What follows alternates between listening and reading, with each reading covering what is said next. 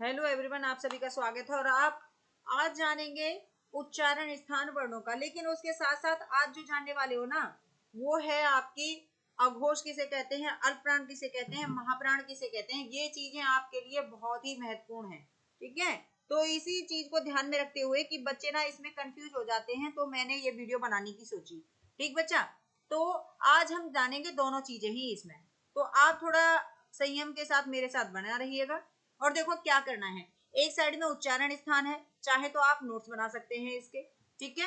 और इसी क्रम से आपको ये याद रखना है, कंठ, तालु, मूर्धा, दंत, ओष्ठ। ठीक बच्चा, कोई दिक्कत नहीं है, इसी तरह से आपको याद रखना है। पहले 5 उंगलियां हैं आपकी, आप उनको इस हिसाब से याद रख लीजिए, ठीक है। शुरुआत करना कंठ, तालु, मूर्धा, दंत, ओष्ठ। देखो मैं अभी बता दूंगी आप लोगों को इस चीज को कैसे करना है। अब आगे बात करते हैं। तो देखो कंठ से उच्चारित होने वाले तो आप कहेंगे कंठ से का को जोड़ लीजिए। का से कंठ में कार है ना, तो का से का को जोड़िए।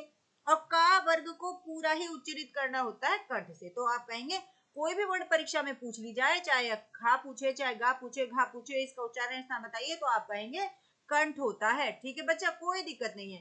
का से का को याद रखना है, एडजस्ट करना आपस में इन दोनों को। और क ख ग घ अणा ऐसे कर देना है। ठीक बच्चा, आगे बात करते हैं तालु। तालु चालू, तालु के लिए ट्रिक यूज करनी है चालू। तो तालु होगा चालू और चा वर्ग पूरा, ठीक है। चा वर्ग पूरा, तो चा वर्ग पूरा का क्या मतलब, च छ ज झ ञ। ठीक बच्चा, आगे बात करते हैं मूर्धा। मूर्धा को टा से जोड़ना है। मूर्धा क्या है, टा है। मूर्धा क्या है, टा है, ठीक है। तो मूर्धा है टा, और टा से चलेंगे टावर पूरा, ट ठ ड ढ ण। तो कुछ भी आ जाए, आप कहें आपका ठा आ गया तो कहेंगे मूर्धा से उच्चारित होता है, डा आ जाए, ढा आ जाए तो कहां से उच्चारित होता है, मूर्धा से उच्चारित होता है। ठीक बच्चा, दंत को ता। दंत को ता, तो ता दे रखा है, ता से ता को जोड़ेंगे, दंत का ता। तावर को पूरा याद करेंगे। त थ द ध न। तो आपसे कहे दा कहां से उच्चारित होता है, आप कहेंगे दंत से उच्चारित होता है, ठीक है। अब ये नहीं कि दंत से ही होता है, देखो जिह्वा का, कंठ का, सभी का प्रयोग होता है, लेकिन किस किस साधन से, किस किस की सहायता से वर्णों का उच्चारण होता है, तो बस वही हेल्पिंग वर्ब जो है, यानी कि जिसकी सहायता ली जाएगी। ठीक बच्चा, चलिए ओष्ठ में आपका आ जाएगा, तो आप ओष्ठ को कहेंगे प फा बा भा मा। तो ओष्ठ है पा, ओष्ठ कौन है, पा है। ओष्ठ कौन है, पा है। पा फा बा भा मा हो जाएगा। ठीक बच्चा, कोई दिक्कत नहीं। अगली बात करते हैं, आते हैं पंचवर्ण की तरफ। तो ध्यान रखेंगे, इनको हम पंचवर्ण बोलते हैं और इनको नासिक्य वर्ण कहा जाता है, यानी कि इनका उच्चारण स्थान क्या है, नासिक्य।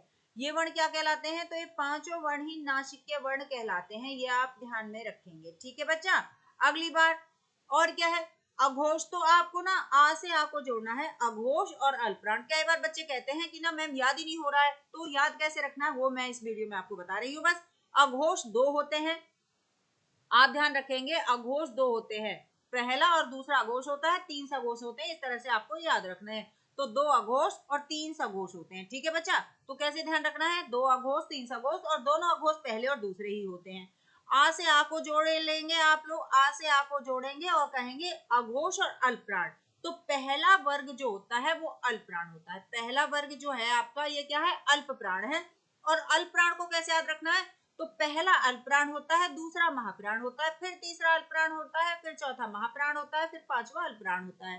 तो आप अपनी उंगलियों पे इन्हें रटेंगे, अल्पप्राण महाप्राण, अल्पप्राण महाप्राण। ठीक है, शुरुआत में दिक्कत आती है, फिर आप सब समझ जाते हैं। तो आ से आपको आप याद रखेंगे, तो आपको पता है पहला अघोष है तो 2 अघोष होते हैं, पहला दूसरा अघोष हो जाता है। फिर आती है अल्पप्राण की बारी। तो अल्पप्राण कैसे जुड़ा है वर्णों से, तो पहला वर्ण जो होता है वो अल्पप्राण का होता है, दूसरा महा, यानी कि एक छोटा दूसरा बड़ा, एक छोटा दूसरा बड़ा। पहले छोटे, भाई कोई व्यक्ति पहले छोटा है तो फिर बड़ा बनता है ना, तो बस वही ध्यान रखना, पहले छोटा फिर बड़ा, फिर छोटा फिर बड़ा, फिर छोटा। इस तरह से आपको ये चीजें याद रखनी है। तो देखो कोई कठिन काम नहीं रहा, इन्हें कैसे याद रख सकते हैं, तो बहुत ही आसान तरीका था। बस इस हिसाब से इसको आप याद रखिए और मेरे साथ बने रहिए, बहुत अच्छी अच्छी ट्रिक लेके आऊंगी। आपको अगर ये वीडियो पसंद आई है तो इसको लाइक करिए, शेयर करिए और सब्सक्राइब करना ना भूलिए। Thank you.